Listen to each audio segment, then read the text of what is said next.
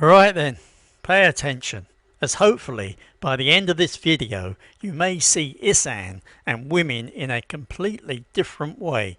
Now then, the buffalo is not sick, it never was. I have watched grown men bankrupt themselves for a smile and a plate of sticky rice. Besides, the worst part, the village will call you generous right up until the day you cannot afford to eat. So, do you want to die rich in Thailand or poor in a concrete shed?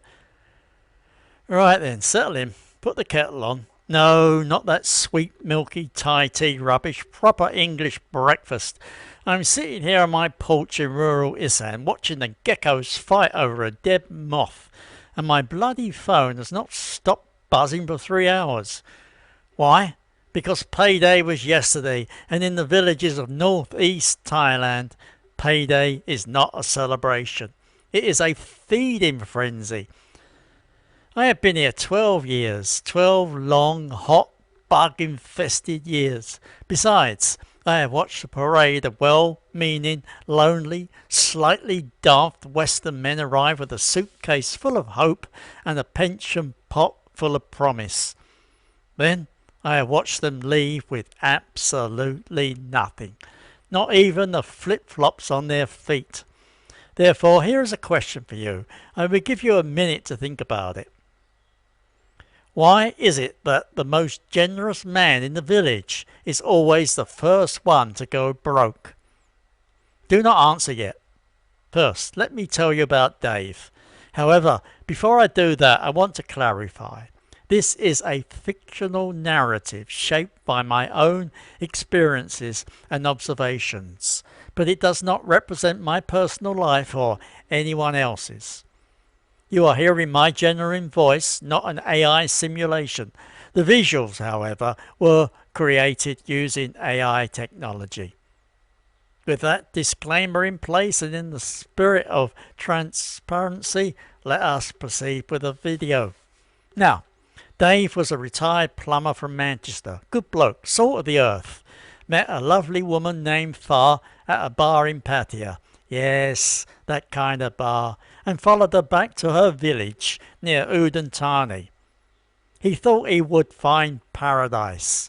Rice paddies as far as the eye can see, chickens scratching in the dust, the sound of monks chanting at dawn. What he actually found was a 24-hour cash machine with legs. The syndrome is called village ATM. What's more, it is terminal. It starts small. 1,000 baht here for the electricity bill. 2,000 there because the daughter needs new school shoes. You think I am helping? I am the saviour. I am the rich Farang who came to rescue this poor family from poverty. Mate, stop. You are not a saviour. You are a wallet with a heartbeat. Here is where the wheels come off. The first major request is almost always the same. The water buffalo. Oh my darling, Far would say, tears welling up like the Mekong River during monsoon. Our family buffalo, Bomrood, he is very sick. The vets say he will die. Without buffalo we cannot plant the rice. We will starve, please. Just 30,000 baht for medicine. Dave, bless his cotton socks, hands over the cash. What does he get? A photo of a sad buffalo that is not his. Because here is a twist you did not see coming. There is no buffalo, or rather there was a buffalo. His name was Boomrod. He died in 1997. However, the story is a family heirloom. It has been told to every Farang since the invention of the baht. The medicine is a down payment on a new pickup truck for the brother-in-law. You pay for the sick buffalo. Next week the buffalo is miraculously cured. However, now grandma needs an operation. Then the roof leaks. Then the motorbike needs a new engine. It never ends. Because in the Isaan mindset, you are not a person. You are a resource, like a deep well, and if you do not put a lid on it, They will drink you dry. Now, I classified the fallen into two categories, two distinct flavors of financial ruin. First, you have the ghost. This is the expat who forgot how to say no. He got lost in the language. He smiles, nods, and hands over his debit card because he does not know the word for "Stop, you thieving lot, I need to eat next Tuesday." He has no boundaries. His boundaries evaporated the first time he was offered a shot of Lao Khao at 9 a.m. He drifts through the village like a friendly ghost, paying for everything, asking for nothing. To top it off, one day he simply runs out of money. Poof, gone. The family moves on to the next Farang. They do not even remember his name. They just remember he had a good pension. Second, you have the crusader. Oh, this one is worse. This one thinks he is a hero. He keeps a spreadsheet. He has projects. He is building a house for the mother. He is buying a tuk-tuk for the lazy cousin. He gives speeches at the local bar about how these people just need a helping hand. Mate, they do not need a helping hand. They need a hobby. Besides, your wallet is it. The crusader never thinks about his future. He thinks a family would take care of him when he is old and sick. Let me tell you a secret. They will not. The moment you cannot provide, you become a ghost with a bad back and no flight money home. Let me dissect the most evil of all the scams, the hospital bill. This is the nuclear weapon of Isaan emotional blackmail. My mother is dying. She needs surgery. 50,000 baht or she dies tonight. What's more, you feel like a monster if you say no. Because what kind of heartless bastard lets a sweet old woman die for the sake of a few thousand quid? Here is a grim reality. The mother has a cough. She went to the government hospital, which costs 30 baht. The surgery is a lie. However, the family knows you have a soft spot. They know you fear looking like the bad guy. So you pay, and the mother buys a new gold necklace. I've seen it happen 14 times, 14 different emergencies, 14 empty promises to pay it back. Next month, when the rice harvest comes. News flash. The rice harvest never comes. The rice harvest is the big foot of Isaan. Everyone talks about it. Nobody ever sees the money from it. Nevertheless, the cruelest trick. The place is beautiful. That is how it gets you. You sit here on a porch like mine. The sun sets over the sugarcane fields. The air smells of jasmine and wood smoke. A little girl waves at you. A dog snores at your feet and you think, how can anything bad happen in a place so peaceful? That serenity is a trap. It lowers your guard. You forget you are in a culture where face is everything, where saving face means lying with a straight smile, where the concept of personal savings does not exist because the family is the bank. In the West, you save for a rainy day. In Isaan, you are the rainy day. Besides, when the sun comes out, they do not need an umbrella. They just find a new Farang. So, do you remember that question I asked you earlier? Why is the most generous man the first to go broke?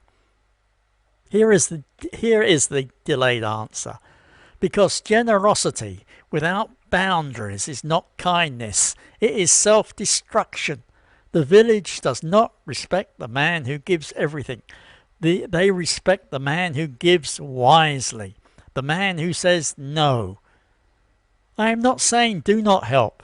I am saying do not be a martyr. Pay for the kids' school books directly, in cash, to the teacher. Buy the grandmother rice, not a gold bracelet. However, the buffalo, the car, the bar tab for the entire village, no. 1,000 times no. Learn the Thai word in Thai, my Dai. It means cannot. Use it like a weapon. Use it until your tongue bleeds. Look, I will leave you with this. There is a bloke named Bill who lives 2 villages over. Bill is 72. He still has his house, his bike, and his dignity. Know why?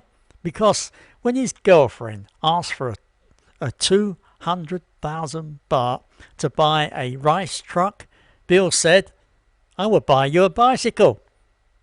She cried, she screamed, she called him cheap, she left him for a week. Then she came back with a basket of mangoes and a quiet respect she did not have before.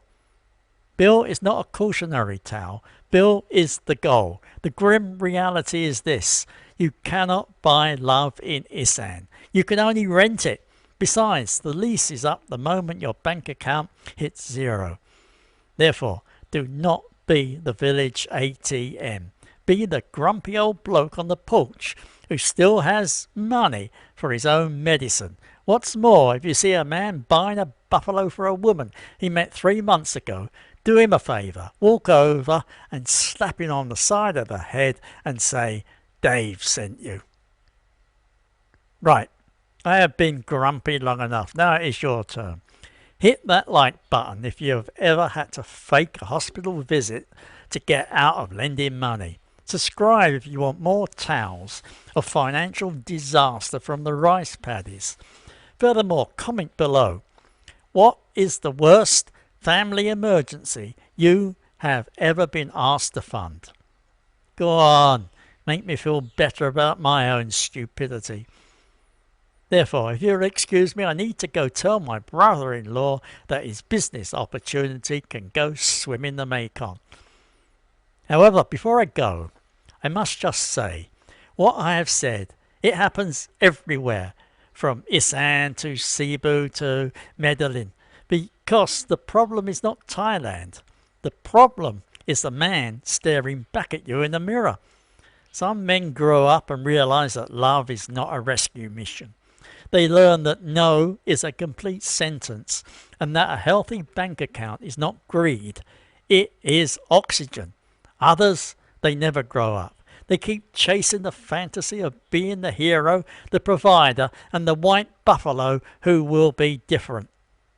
They confuse loneliness with love and generosity with self-respect. Besides, the village, anywhere in the world, will oblige them right into the poorhouse. You have seen it happen, so have I. The expats who end up selling their watches, the retirees who borrow from their kids back home, the men who die in a government hospital because the family could not be bothered to drive them to a private one once the ATM ran dry.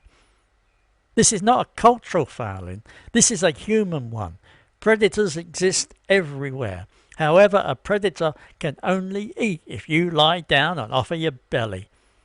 Therefore, here is to the ones who grew up, the grumpy, clear-eyed bastards who still help, but help with their eyes open. And here is to the others. May they learn before it is too late. Now, go check your bank balance, and if you lent money to a sick buffalo in the last 6 months, you owe yourself a stiff drink and a long, hard think. Thanks for listening. Stay solvent. Bye-bye.